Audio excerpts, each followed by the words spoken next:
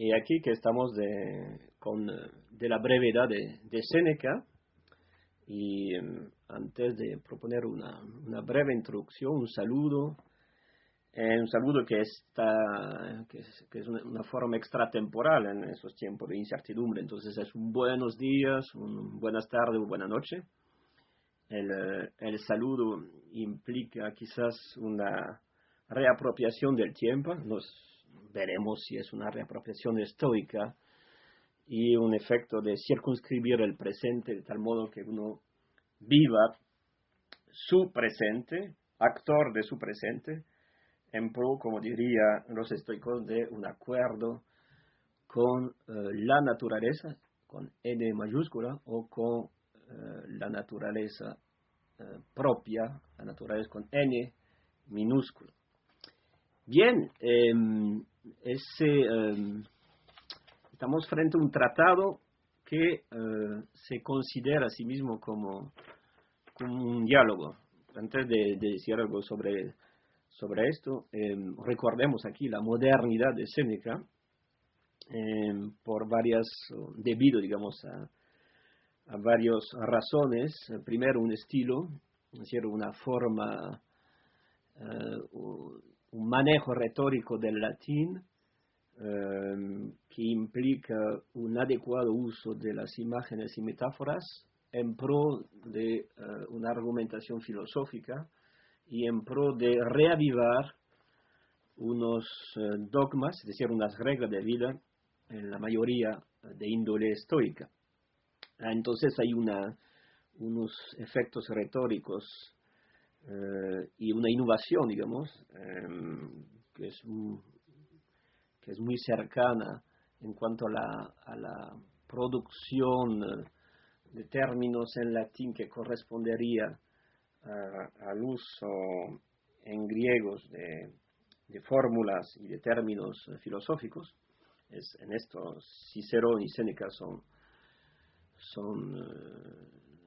marcan, digamos, pautas en una apropiación del espíritu heleno, de tal manera que sirva finalmente filosóficamente el pragmatismo romano, la mentalidad romana, la administración romana, razón por la cual vamos a encontrar a veces referencia a los usos jurídicos.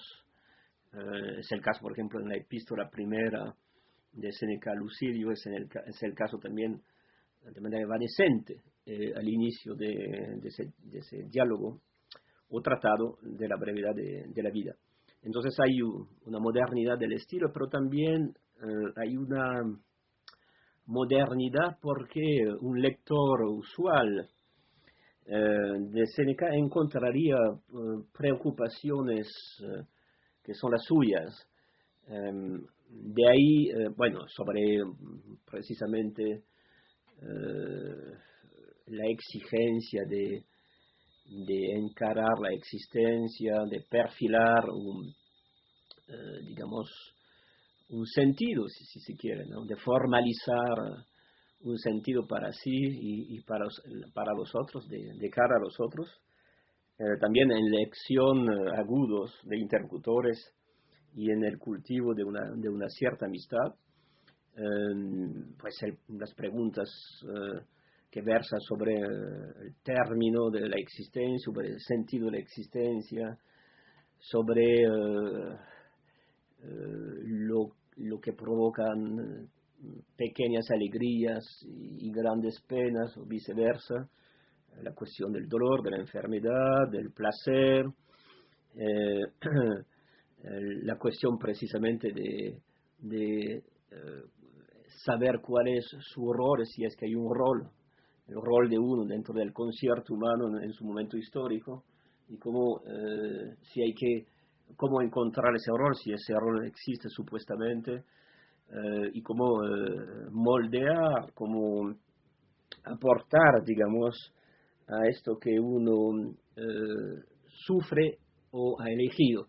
Entonces, todas esas inquietudes son también contemporáneas y el lector encuentra, servido por un estilo genial, hay que decirlo, por un genio romano, encuentra aquí correspondencias y está atrapado porque también no abunda, digamos, la explicitación es teórica, sino la puesta en práctica de la filosofía y en particular del estoicismo. Así que recordemos en el seminario mismo que precisamente precisamente aquí un acto de escribir, hay aquí una voluntad expresa de significar que más que una información que se prevé al destinatario o al lector, hay asimismo un intento de transformación del interlocutor en cuerpo y alma, y esa misma transformación obviamente se resiente hacia quien escribe, digamos, esa confrontación, digamos, entre un efecto de transformación vía la escritura implica también a sí mismo que quien escribe asiste en tanto que espectador y a la vez paradójicamente actor, asiste y está presente. En otras palabras, digámoslo más rápidamente, la escritura transforma, pero no cualquier escritura. Esa escritura implica una puesta presencia en relación consigo mismo y al mismo tiempo una superación, si quieren, de la temporalidad ordinaria en el cual se cometen actos ordinarios. De ahí que no extrañamos el hecho de que el tema del tiempo esté fuertemente presente. Entonces, modernidad del estilo, retórica eficaz, preocupación que son de ayer y de siempre, que conllevaría pensar que en algo perdura ciertos rasgos de, algunos dirán, la condición humana, y otros dirán de la naturaleza humana. No vamos a entrar en ese debate, pero solamente vamos a recordar que en caso del mundo antiguo y en caso del estoicismo hay una naturaleza humana que va de concierto con la naturaleza cósmica. Hay algo que es propio del hombre, como diría Aristóteles al inicio de la metafísica, es un deseo por naturaleza inscrito en nosotros de saber, de querer saber, de desear saber, que significa asimismo saber mirar, orientar la mirada, y orientar la mirada es también orientarse en el logos. Y el cultivo del logos es algo, obviamente, que requiere de apoyo, de auxilio, de condiciones. Esto no es un efecto de gracia, una revelación, sino es un aprendizaje y la paradoja a la cual nos remitirá inmediatamente ese diálogo es efectivamente, según el decir de lo más grande de los médicos, Hipócrates, que la vida es breve, pero hay de nosotros, soy yo que estoy asentando aquí la fórmula, que las ha transformado, hay de nosotros, el arte es largo. Bien, entonces comentaremos en su momento esta afirmación, pero digamos que hay no una contradicción, pero una tensión, y una tensión que alimente paradójicamente también al filosofar. La exigencia de filosofar, de vivir más bien filosóficamente, pero también la confrontación con la misma finitud humana, es el conocimiento de que nuestra vida tiene un término y al mismo tiempo que en ciertas épocas ese término es relativamente breve. Hablamos aquí de esperanza de vida, si quiere. Pues en el mundo romano un hombre que tenía 60 años era considerado como un venerable anciano. Entonces hay una expectativa sobre la vida, y entonces la urgencia de vivir se dobla de una urgencia de vivir filosóficamente, y entonces,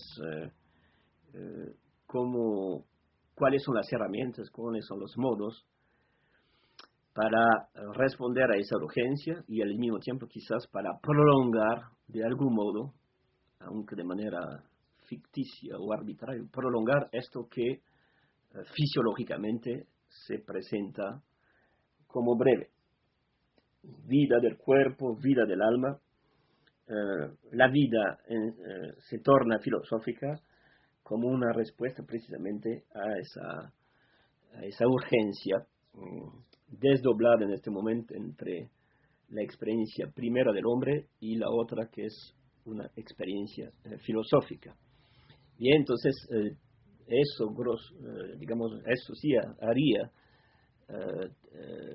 haría que todavía encontramos una consonancia, una correspondencia con actitudes que son las nuestras. Obviamente no hay que caer en una especie de ingenuidad que haría creer que se trata de del mismo tipo de escritura que producimos, sobre todo en la academia, y que se trata de las mismas mentalidades, que se trata de, bueno, si quieren, de las mismas subjetividades. Entonces estamos atrapados por una actualidad o algo que nos parece como tal, y al mismo tiempo debemos recordar ciertos principios que conlleva, digamos, al fin del ejercicio filosófico, en ese caso en el mundo romano. Pues la mentalidad romana no es la nuestra, pero precisamente entre un presente y un ayer, ser un presente que todavía se hace vivo y un ayer que con el cual no podemos coincidir, se hace para nosotros patente la intención de filosofar. Entonces estaremos adentrando, digamos, en el texto de Séneca, lo estaremos comentando y al mismo tiempo podremos elevarnos y un poco a la manera moderna de Montaigne aprovechar útilmente esto para configurar un filosofar, quizás una sabiduría personal, para ejercitarnos críticamente al ejercicio del pensamiento. En esa primera introducción vamos a recordar también lo que es, en el fondo, lo que es, de manera resumida, lo que es los tópicos, el hincapié que provoca Séneca. Aquí, entonces, leo simplemente el sinopsis que ofrece la editorial Althea.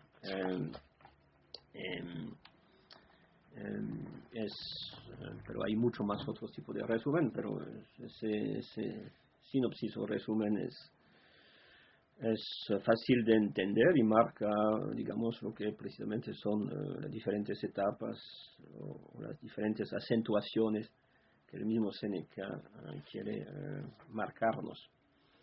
Entonces, sinopsis: la vida es corta, pasa rápidamente, esta es la queja de los hombres. 1. No es corta, sino larga, si sabemos hacer buen uso de ella. Lo que sucede es que estamos agobiados por los vicios y ocupaciones inútiles y vanas. 2. Todo el mundo es más propenso a perder el tiempo que su dinero. Si valoráramos el tiempo que perdemos, y lo perdemos porque no somos conscientes de nuestra condición mortal. 3. Ejemplo de Augusto, siempre deseoso de retirarse y siempre imposibilitado de hacerlo. 4. De Cicerón. 5. De Livio Druso, etc. 6. Por muy larga fuese la vida, se nos escaparía rápidamente. Contémplese sino en qué invierte el tiempo los hombres. Una de las obligaciones fundamentales del hombre debe ser el aprender a vivir y a morir. El tiempo que uno vive no es necesariamente igual al tiempo transcurrido. 7. Nadie valora el tiempo y cuando llega la vejez la gente se asombra. 8, 9. La vida de la gente llena de ocupaciones es muy breve. La vida se divide en 3 épocas. La que ha sido, lo que es, lo que será. Tenemos pleno dominio sobre el pasado y de él no disfrutan los hombres ocupados, ni los que son conscientes de haber obrado mal. El hombre de bien disfruta del recuerdo del tiempo pasado. 10. Son más sensibles a la muerte aquellos que han desperdiciado su vida. 11. Por hombre ocupado hay que entender no solo al que está entregado a sus negocios, sino al que se dedica a tonterías, el ocioso que entretiene su ociosidad con 1000 recursos, incluida la adquisición de conocimientos inútiles. 12, 13. Únicamente los sabios viven de verdad, puesto que utilizan el presente, viven recordando el pasado y gozan por adelantado del porvenir. 14. Los que olvidan, desprecian su presente y temen el futuro, son los que viven menos. Hay que distinguir entre vivir mucho y tener la sensación de que los días son interminables. 15, 16. Es corto el tiempo del que disfrutan, y es que los placeres son inestables. Su pérdida angustia. 17. Paulino, a quien está dirigido el tratado, Paulino debe retirarse y disfrutar del tiempo, reservarlo para sí mismo. Eso no significa inactividad, sino altas tareas que le sean útiles al ser humano. Debe elevar su pensamiento a cuestiones sublimes. ¿Cuál es la condición de Dios? La configuración del universo, etc. 19. Los que siempre viven pensando en alcanzar honores y se mantienen ocupados en asuntos ajenos, no perciben que su vida se escapa y la muerte los sorprende sin haber vivido 20. Bien. Y aquí un resumen de la brevedad de la vida, donde ya vemos 2 polos que son, una vez más, un tema recurrente en los escritos estoicos, entre, digamos, 2 tipos de vida, 2 maneras de vivir, de comportarse. Una manera en que finalmente el hombre sufre su existencia, y los ocupados, occupati, los ocupados están en una licencia en que en el fondo sufren su existencia, y frente a esto hay los que están, los que cultivan el ocio, ocium, que cultivan el ocio filosófico, que provoca un tiempo diferente del tiempo mundano, que no está en la negación del ocio, negocio, ¿no? que no está en los asuntos, que logran retirarse, pero para luego enfrentarse con la vida social y obviamente asumir su rol dentro del concierto social, que serían los filósofos, o mejor, incluso los sabios. Entonces, en el fondo, hay hay una puesta a disposición de 2 tipos de caracteres, de comportamiento, de personaje, en el fondo los viciosos y los virtuosos que se dan ahí. En ese mismo, entonces la cuestión del tiempo, de cómo ocuparse bien, de la invención, digamos, de un tiempo filosófico, está en el corazón de ese diálogo, que va a la par, obviamente, con el ejercicio de la libertad, y que remite, y que puede ser ilustrado por el estoicismo, pero que vale en realidad como una expresión muy general y muy didáctica de la filosofía. Es lo que quiso en realidad Séneca, dirigirse a Paulino. Probablemente muchos han dicho, aquí hay una nota en esa misma editorial Altaya, que se trata de Pompeyo Paulino, pariente de la mujer de Séneca. Séneca se habría casado con la hija de este señor a su regreso de exilio de Córcega, y se trata ese hombre de lo que sería un rico burgués de provincia, en la ciudad de Arles, y lejos, digamos, de los complot políticos, de las preocupaciones políticas, es decir, lejos de Roma, sin embargo, tiene una administración muy importante que consiste precisamente en controlar unos asuntos financieros en pro de proveer en trigo a Roma. O sea, es la gestión, digamos, de la entrega del trigo a Roma. Entonces, aquí hay un hombre afortunado, de provincia, un hombre diletante, y no se trata propiamente de un filósofo.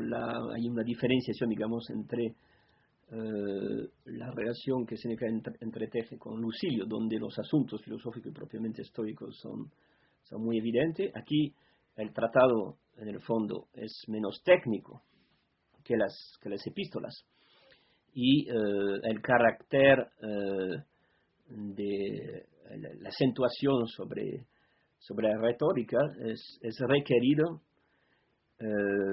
porque conviene, digamos, a quien se dirige el tratado, y sobre todo porque el fin es dar cuenta de manera didáctica de cuáles son los buenos usos de la filosofía. Detrás es un elogio de la filosofía en general.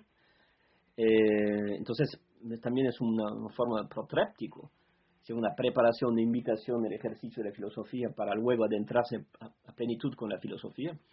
Y obviamente se trata de hacer un uso adecuado, digamos, de los asuntos que ocupa Paulino, pero de no olvidar que hay algo más importante, más esencial, que atañe, digamos, a lo propio del hombre, y que consiste en vivir de manera ociosa, es decir, de vivir de manera filosófica.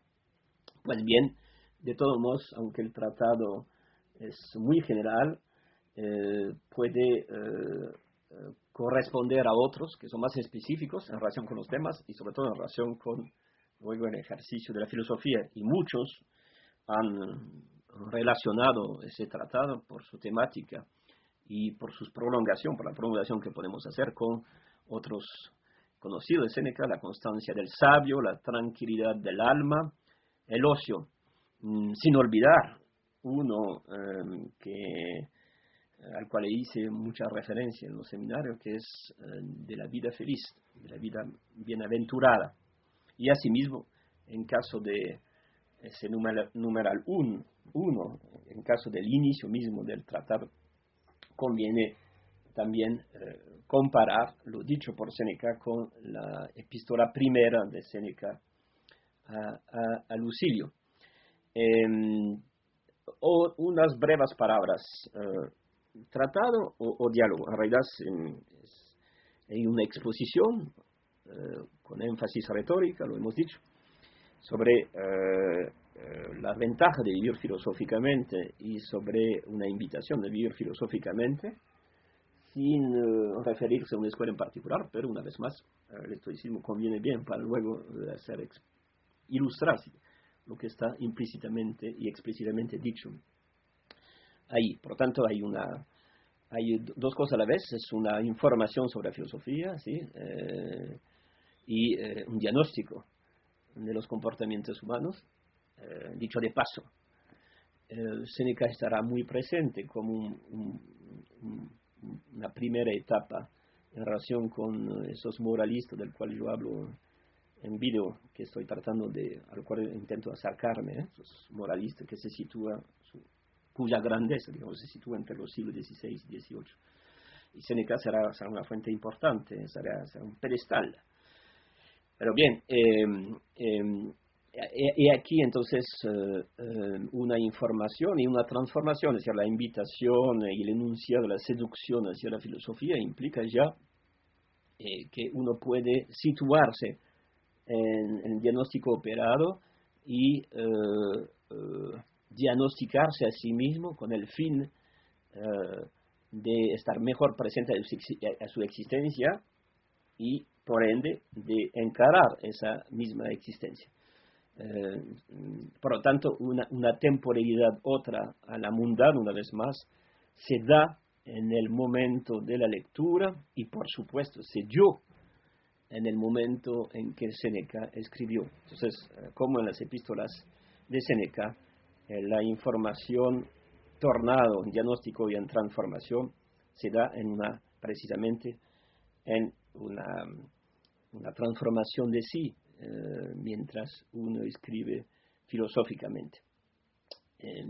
Y diálogo porque, de todos modos, aunque no estamos en el modo de los diálogos platónicos, ¿no?, donde hay preguntas, respuestas, una especie de dinamismo del diálogo, se da por personaje que interviene sin cesar para corregir, para interrogar, para adherir o para rehuir de lo dicho. Si bien no estamos en esa forma explícita, de todos modos la presencia alterna se requiere, es invocado al inicio. Aquí hablábamos de ese famoso Pompeyo Paulinus, y no es evacuado, digamos, aunque su presencia es difusa y aparece de manera patente al inicio, de todos modos ahí está presente, digamos. Es el incorrector, digamos que es un pretexto, si quiere, para un interlocutor tipo, aquel que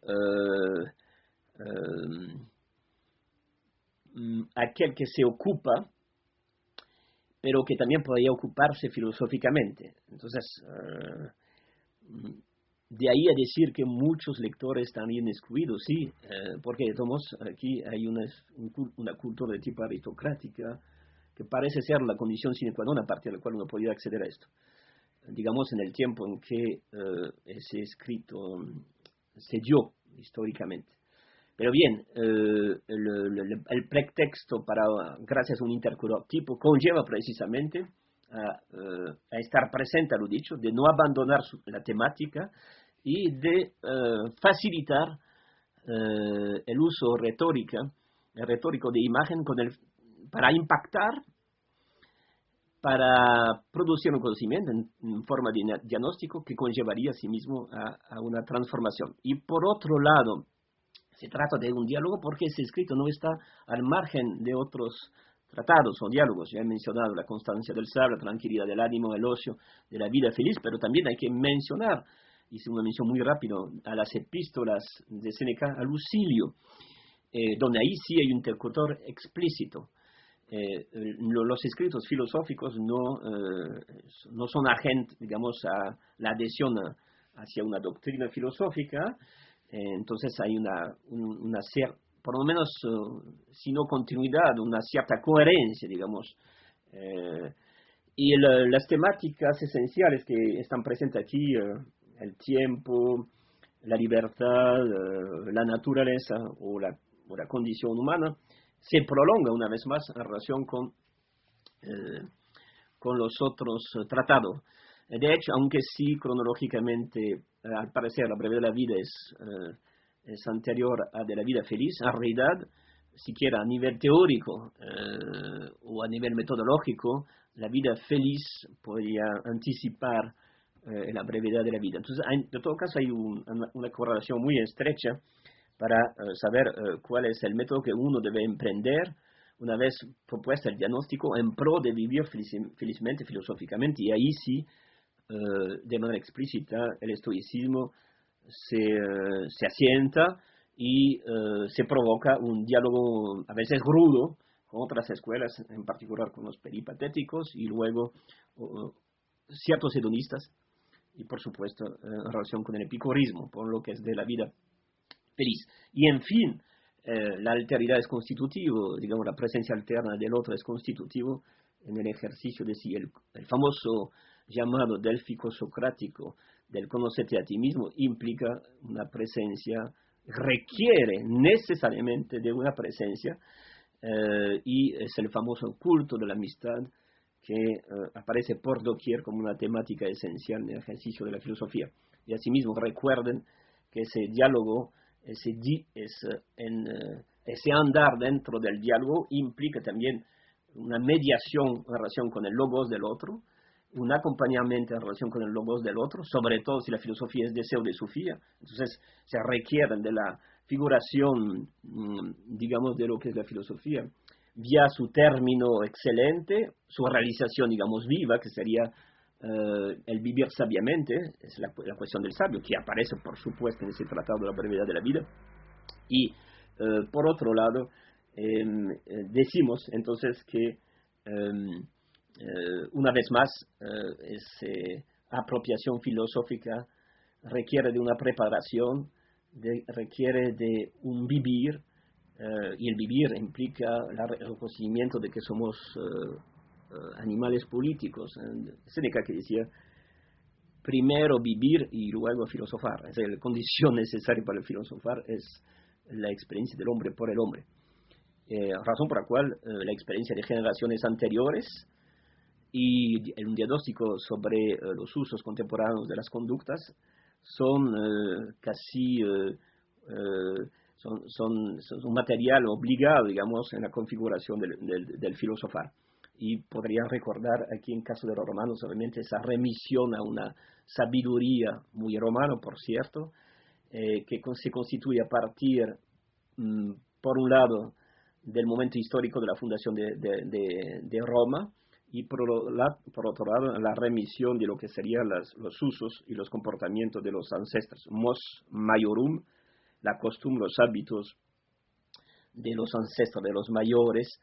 Hay una herencia filosófica, entonces una mirada hacia atrás y una obligación para sí y para los que vienen de tornarse un ejemplo, de tal modo que la imitación filosófica pueda darse. Y eso es la razón por la cual también podemos emplear el término de diálogo, aunque digamos una lectura superficial no nos haría aparecer con evidencia la forma del diálogo en ese tratado.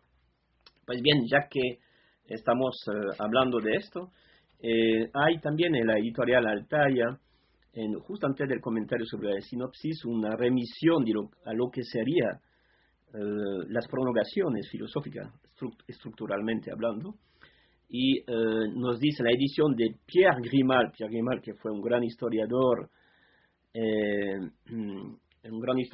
de las mentalidades romanas, que cometió incluso una biografía preciosa sobre Séneca. Entonces están los datos históricos, pero también hay un comentario filosófico, en particular sobre las epístolas. Su hija, pues no sé si heredó o no heredó, pero todavía está presente en la Sorbona y también se ocupa de esas cuestiones, digamos, de una provocación hacia la antigüedad en pro de reavivar una forma de oralidad inventiva y alegre. Se llama Florence Dupont. De ella tenemos un libro que he recomendado muchas veces, que es traducido al español, que se llama La invención de la literatura. Pues bien, ahí se dice, la edición de Pierre Grimald nos ofrece la idea de un diálogo compuesto en dos partes, una preliminar que sirve para centrar el problema, los nuevos primeros capítulos, y una segunda destinada a convencer de que debe seguir unas determinadas normas filosóficas, por supuesto, e incluso pueden ilustrarlo con normas, con reglas de vida estoica. La segunda sigue la presentación. La segunda parte insiste en la argumentación basada en lo utile y lo honestum, dos nociones supremamente importantes en el estoicismo.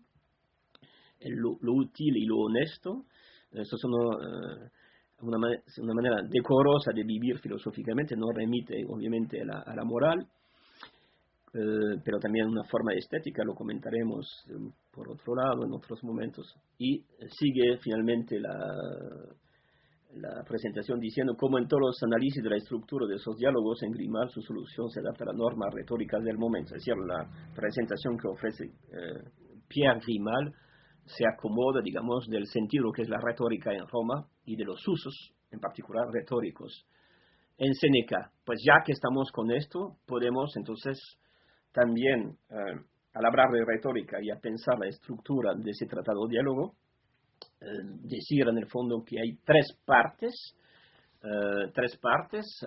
que corresponden a tres tópicos y tres etapas, si quiere, de la retórica romana, la narración, la proposición y la argumentación. Narración, proposición, argumentación. Pues esos términos latinos pueden entenderse fácilmente, porque dieron lugar a términos en castellano. La narración, obviamente, es la acción de narrar.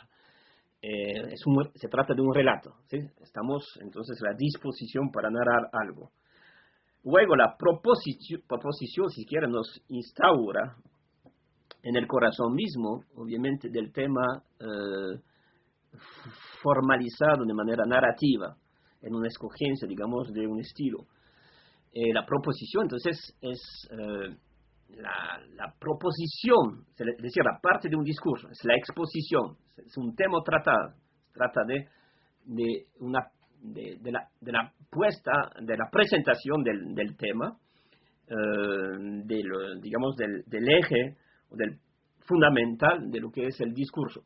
Literalmente, proposición significa, es la acción de poner frente a los ojos. Es decir, la proposición es, yo estoy ofreciéndole, yo me estoy poniendo para mí mismo, ofreciéndole, si hay un destinatario, algo, y ese algo es un objeto que estoy considerando y que estoy regulando a medida, obviamente, que lo estoy figurando, que lo estoy precisando. Entonces, y viene la argumentación luego, es decir, como su nombre lo indica, es la argumentación, es decir, es los argumentos que sirven, obviamente, el tema abordado, que ha sido formalizado narrativamente, retóricamente. Las tres cosas obviamente se dan de manera, se confluyen en la estructura retórica y asimismo filosófica, pero de manera un poquito más preciso, hacia el número 10 en romano, Séneca explica que es la ausencia de ocio, del ocium, del famoso ocium, que nos hace infelices. ¿Y cómo lo explica? Pues apoyándose sobre numerosos ejemplos históricos.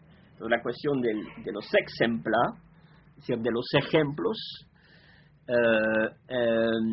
es algo que es muy importante, que a veces los comentaristas de esos textos filosóficos antiguos obvian, porque pues entonces uno va al grano y entonces obvia los ejemplos que serían aquí solamente para ilustrar, que serían en forma ilustrativa. En realidad los ejemplos hacen parte ya de la argumentación, porque los ejemplos se constituye en ese ejercicio de transformación vía la escritura filosófica. Es gracias a esa presencia alterna de los ejemplos que también yo me encarillo, aliento en mí, digamos, un dinamismo hacia una transformación filosófica. Y es otra razón, quizás no insistí mucho sobre ellos, que conlleva decir que el tratado de la vida feliz, de la brevedad de la vida, perdón, es un diálogo. Entonces, he aquí la narración. Séneca, hasta el número 10 en Roma, Séneca explica que es la ausencia de ocio que vuelve infeliz, es la narración.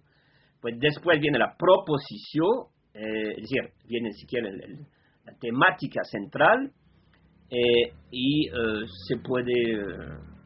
Había se desdobla esa temática, ejemplos y contraejemplos, pero bueno, el tema fundamental lo expresa Séneca en numeral 10, en romano 1, 10.1, pues la vida de los hombres ocupados es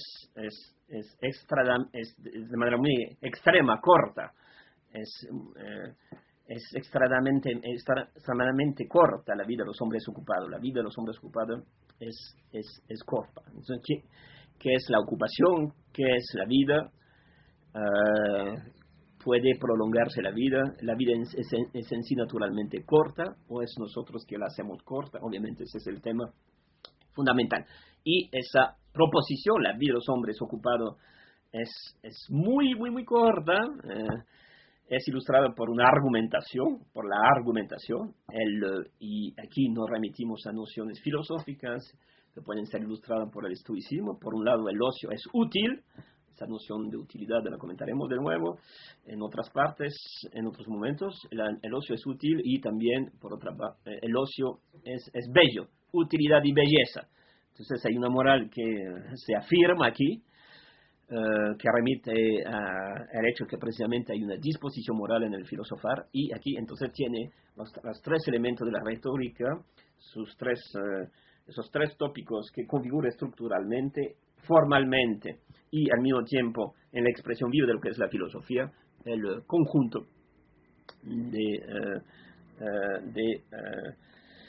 los fines de la brevedad de la vida. Muy bien.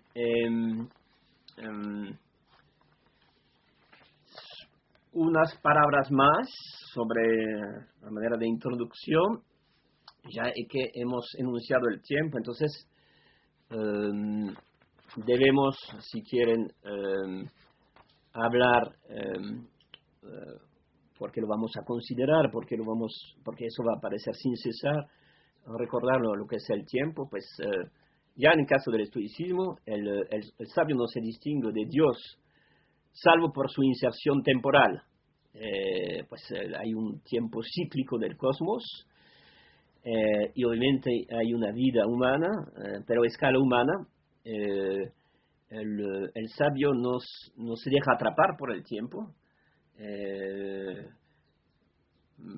Cuando uno se deja atrapar por el tiempo, entonces ahí nacen las preocupaciones, los deseos y las pasiones que son vanas, los deseos superfluos, los deseos que no están bien orientados hacia un objeto. Entonces uno se pierde en la subjetividad, en la singularidad propia, no hay efecto de trascendencia, de objetividad, y nacen las pasiones vanas que proceden de juicios erróneos. Entonces, cuando al contar al sabio vive de acuerdo con la naturaleza, aunque su tiempo humano se distingue del tiempo cósmico, hay una confluencia y un diálogo posible, obviamente, que existió desde los presocráticos entre el alma del hombre y el alma del cosmos. La vida del sabio es verdadera, es acertada y por tanto es larga. No porque la amplitud de su vida se podría medir en relación con el número de los años. No es la cantidad que hace una vida duradera, una vida verdadera, no es la cantidad de los años, del tiempo, no se trata de ese tiempo cronológico, sino es el uso que el hombre hace de su vida o de sus momentos, que hace que precisamente la vida sea verdadera y larga. Es el tema en 2.1, en el Tratado de Séneca. En vez de ahogarse o perderse en todas las dimensiones del tiempo, a lo largo de un pasado ineficaz, de un presente que huye, de un futuro por venir incierto, al contrario de la mayoría, al contrario de los ocupati, el sabio encuentra la felicidad en la plenitud de un presente, que no es la limitud inaprensiva del pasado y del futuro, sino que se trata de la concentración del tiempo entero en su mirada atento y en todos los sentidos de esa palabra presente, y se trata del capítulo 15.5. Y obviamente esa mirada atenta y esa circunscripción del presente puede remitir mucho a ejercicio que para sí mismo practicó Marco Aurelio, el emperador, en sus famosas meditaciones. Y aquí una reiteración del vivir el presente, o vivir virtuosamente, o hacer un uso virtuoso de la representación presente, de tal manera que uno pueda juzgar de manera adecuada y así vivir en consonancia con la naturaleza y con su propia naturaleza. Pero regresaremos sobre esto. Mirada atento, atención, circunscripción, configuración del presente, y entonces una cierta alegría de vivir nace. Y no estamos atrapados, digamos, de manera, en unas ensoñaciones que no son fructuosas y que son también infelices en un pasado incierto, o digamos, un pasado, sí, de un pasado, más bien de un pasado ineficaz, de un porvenir incierto, de un presente que huye todo el tiempo, como, voy a emplear una metáfora, ¿no? Es como si uno quisiera atrapar agua entre sus manos, así, y el agua obviamente se va por todos los lados y uno no queda con nada, ¿no? Entonces, al contrario, aquí habría una atención viva al presente, una figuración y un compromiso. En realidad ese compromiso es para consigo mismo, con la razón que está presente en uno. Aquí, obviamente, habrá una influencia sobre Montaigne. Terminaré con esto, pero primero, antes de eso, digamos, aquí encontramos dos cosas, dos polos. El uno de la dilución, el otro la concentración, que define al mismo tiempo dos categorías de hombres, que Séneca llama los occupati, bueno, digamos los ocupados literalmente, y los ociosi, los ociosos.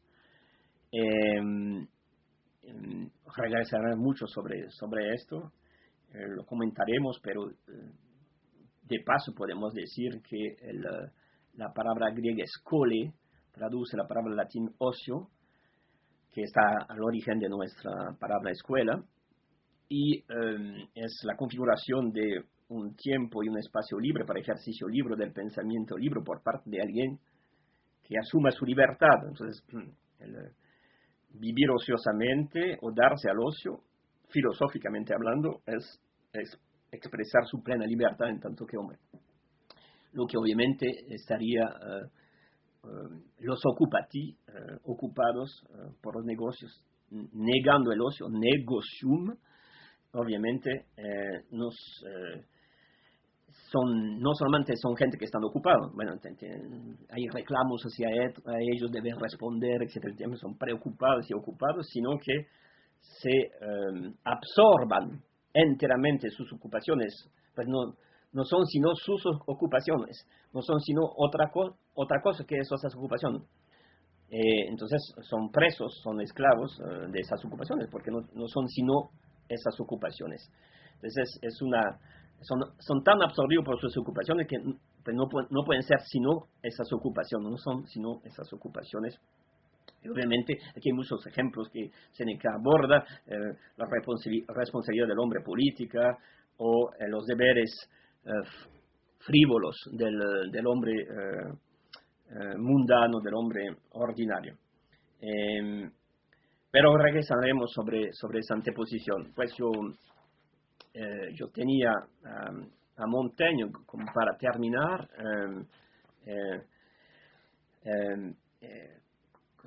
sobre esa presencia viva hacia uno mismo y hacia el pensamiento y el pensar y el vivir filosóficamente.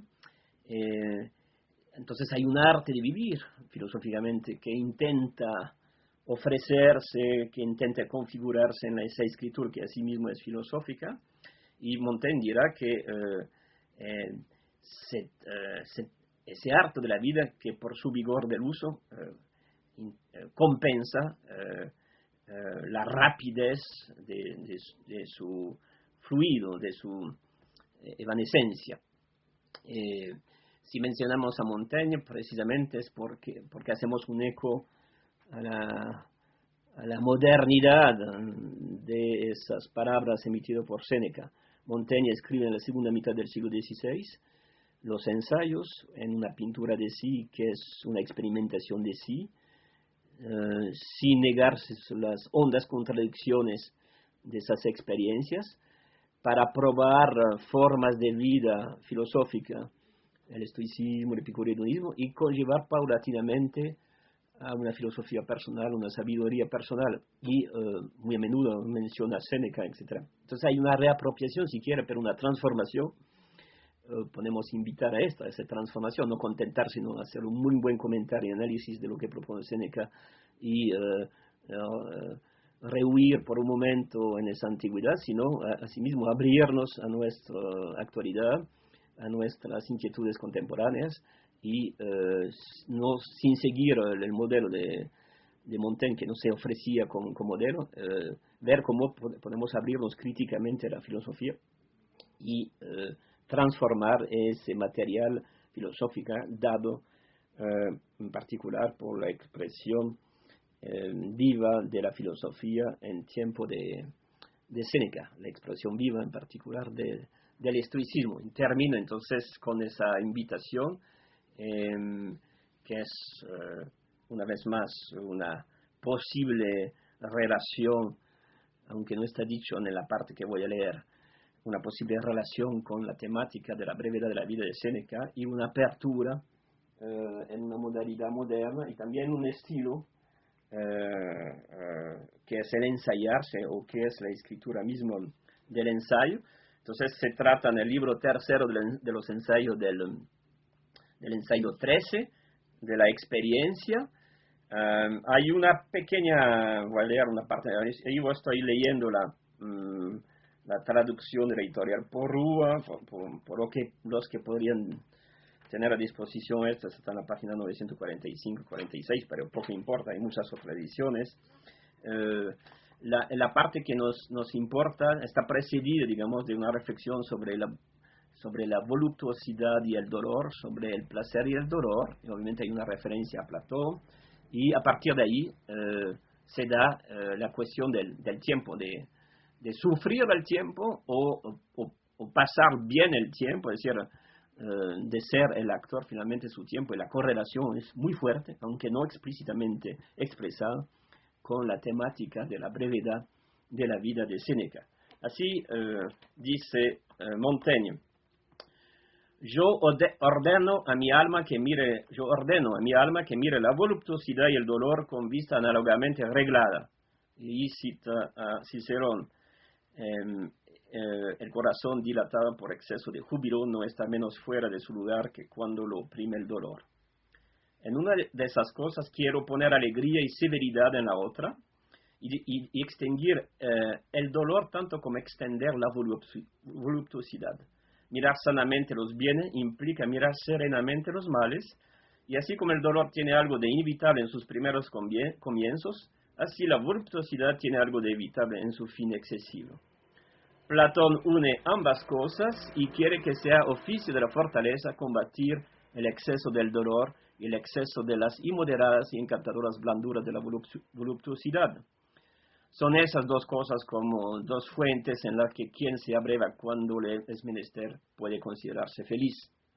El dolor ha de tomarse como medicina y necesidad y escasamente. La voluptuosidad se ha de tomar para apagar la sed, pero no hasta la embriaguez. El dolor, la voluptuosidad, el amor y el odio son los primeros sentimientos sí que experimenta el niño. Si se gobierna por ministerio de la razón, ello forma la virtud. Entonces, aquí hay una ambivalencia sobre una temática muy antigua, el dolor y el placer. Ya es una reflexión sobre la vida y como en Montaigne siempre la reflexión es eminentemente somática, incluso la escritura lo es, ¿no? Hay una fisiología de la experimentación del pensamiento y una fisiología asimismo de la escritura. Y ahí, a modo de preludio, si se quiere, viene ese apartado que tiene una fuerte consonancia con el tratado de Séneca de la brevedad de la vida.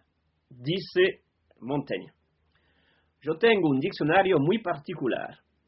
Dejo pasar el tiempo cuando es malo e incómodo, pero cuando es bueno no quiero que pase, sino saborearlo y detenerlo. Hay que correr sobre lo malo y asentarse en lo bueno.